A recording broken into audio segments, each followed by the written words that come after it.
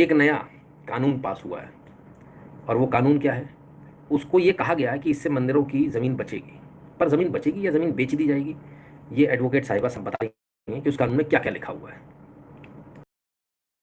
Maharashtra Devasthan Inam Nirmulan Draft Act 2026 is a dangerous and draconian bill. Today I'll explain section by section why this bill is extremely harmful for Hindu temples and why it must be withdrawn immediately. Section 1 subsection 2, it talks about extent and exemptions. This section says that Act will apply to all Hindu Devasthan Inam lands across Maharashtra, but it fully exempts work properties and certain other laws. It is open religious discrimination. This violates the basic principle of equality before law and secularism. Section 2, which is the definitions. This bill defines Devasthan as the owner and gives favorable definitions to tenants, mirastars, unauthorized holders, etc.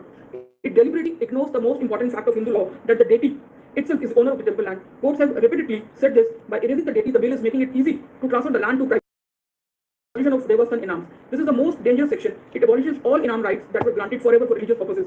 These Inams were given in perpetuity to Chhatrapati Shivaji Maharaj, Peshwas and King for puja, annadana and temple maintenance. Abolishing them destroys the permanent character of religious endowments and violates Article 26 of the Constitution, which gives religious institutions the right to manage their own affairs. Section 4. Section 4 is about inferior holders, pujaris, etc. It also applies land ceiling limits on temples. So temple land will permanently go to the individuals after a one-time small payment. The deity will lose its property forever. Temples will become landless and poor, while private persons become rich. This is legalized loot of deity's property. Now section 5. It is about unauthorized holders and irregularant. Anyone who encroached a temple land before can get ownership by paying market value. This section rewards land grabbers and punishes temple. Many temples could not remove encroachers due to weak administration or long court cases. Now the government is legalizing the theft instead of helping temples recover their land. Section 6 is the powers of collector. The collect. अब जरा यहाँ तक का समझ लीजिए। एक नया कानून लेकर आ रहे हैं, महाराष्ट्र में एक नया कानून लेकर आ रहे हैं कि जो मंदिरों की जो ज़मीन है उसको लेकर, इसमें मस्जिदों को, चर्च, किसी को नहीं, सिर्फ मंदिरों को जोड़ा है। मंदिरों की जो ज़मीन है उसमें उन्होंने इनाम जो एक क्लॉज रहता है उसको खत्म कर दिया। यानी आपकी जो खुद के अफेयर्स है उसको आप नहीं कर पाओगे। मंदिर अपने अफेयर्स खुद से मैनेज नहीं कर सकता, उसको मैनेज सरकारी करेगी। अच्छी बात है। इसके अलावा इन्होंने क्या किया? इन्होंने किया कि ईजी कर दिया जो प्रॉपर्टी है मंदिर की। वो अब तक जो है सुप्रीम कोर्ट और भारत के संविधान के अनुसार मंदिर की जो प्रॉपर्टी होती है वो उसका मालिक सिर्फ और सिर्फ भगवान है, कोई दूसरा नहीं है। तो ऐसी कंडीशन में उस प्रॉपर्टी का कुछ नहीं किया जा सकता। तो ये कानून लिया है नया कि नहीं हो सकता है, जो लोग उस लैंड पर काबिज हैं उनके नाम पर रजिस्ट्री हो जाएगी। अब अभी तक नहीं हो सकती, अब हो जाएगी। ठीक है। अब जिन्होंने जो लैंड ग्रैबर्स हैं, जो लैंड ज़मीन के जो कब्जाधारी लोग हैं, जो कब्जा करके जगहों पर बैठे रहते हैं, उनकी मौज हो गई, बल्ले बल्ले कोई, वो तो ज़मीन के मालिक हो गए। 2011 तक भी जिसने कब्जा किया है वो भी अगर वो मार्केट वैल्यू दे देगा तो उसकी हो जाएगी, रजिस्ट्री हो जाएगी। सवाल ये कि हो क्यों जाएगी? कभी भी नहीं होनी चाहिए। मंदिर की ज़मीन तो हमेशा मंदिर की होनी चाहिए। सिर्फ इतना नहीं है, ये सीलिंग एक्ट ले आए मंदिर के लिए। अब मैं आप लोगों को बता दूं, मंदिर ऐसे ऐसे मंदिर मैं आपको दिखा सकता हूं जिसमें 1,000 एकड़ की भूमि मंदिर को दी गई है राजाओं के द्वारा। राजा ने, कोई जमींदार था, उसने 1,000 एकड़। अब आप सीलिंग ले आए कि 100 बीघा से ज़्यादा नहीं हो सकती, तो बाकी सब में बांट देंगे, बेच देंगे। तो बाकी जो मंदिर की ज़मीन है उसको बेचने का, मंदिरों पर निगाह बहुत गंदी निगाह है भाई। ये जिसको देख लो उसको मंदिरों का, किसी को मंदिर का गोल्ड चाहिए, किसी को चाहिए। अब इनको प्रॉपर्टी चाहिए मंदिर की प्रॉपर्टी हम मैनेज करेंगे। तो मंदिर पे जो कब्जेदार है उसकी प्रॉपर्टी हो जाएगी, वो रजिस्ट्री करा लेगा। मंदिर की हमेशा के लिए गई प्रॉपर्टी। क्या सही लग रहा है आपको? सही हो रहा है? ठीक है। और इसका ये सारे निराकरण कौन करेगा? असीम पावर दे दी गई कलेक्टर को, जो इससे पहले वाले में भी, दूसरी जगह में भी यही इन्होंने किया था। तो हमने कहा था ये गलत हो रहा है, कलेक्टर को पावर नहीं दी जानी थी, पर यहाँ पर दे दी गई है ना। Collector is given massive powers to decide everything, who is the holder, what rights they can get. Too much power in one officer's hand without strong checks and balances. This opens the door for corruption, bias, and arbitrary decisions against temples. There is no effective appeal to the High Court even for this. Section 9 is public lands vested in government. All roads, tanks, wells, mines, and minerals inside Devasthan lands will automatically belong to the government. So temples will lose very valuable assets without proper compensation. Water bodies and mineral rights are being taken away, further weakening the economic base of temples.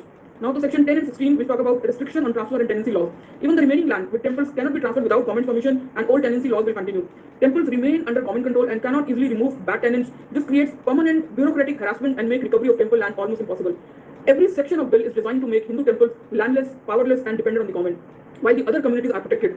This is not reform. This is a systematic attack on Sanatan Dharma institutions.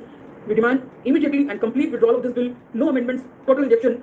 Bring a real protection law for Hindu temples instead. I request all of you to submit strong objections to this bill before 5th of June 2026. Jai Bhavani, Jai Shivaji. 5 जून से पहले आपको इसका विरोध करना है। Website पर, Google पर इसका नाम है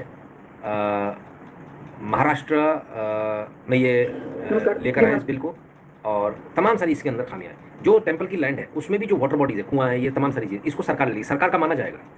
कोई नदी बह रही है, कोई तालाब है, कोई कुआं है, कोई कुछ है, वो सारी चीज़ें सरकारी मानी जाएंगी। कोई रोड जा रही है वो सरकारी हो जाएगी। तो फिर मंदिर के पास क्या बचेगा? कुछ भी नहीं। मंदिर अपनी प्रॉपर्टी वो नहीं बेच सकता, सब कलेक्टर करेगा, सब कलेक्टर करेगा। ये कुछ भी नहीं हाथ में दिया। ये किसने बनाया कानून? आप लोग कहते हैं हिंदूवादी सरकार है। महाराष्ट्र में हिंदूवादी सरकार है क्या? केंद्र में हिंदूवादी सरकार है क्या?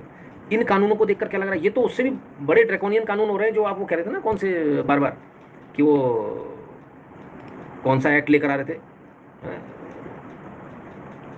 है ना, वो लड़ाई झगड़े वाला। तो ये तो उससे भी बड़े बड़े खतरनाक काम हो रहे हैं। तो क्या बोले, बहुत बुरी स्थिति है सर।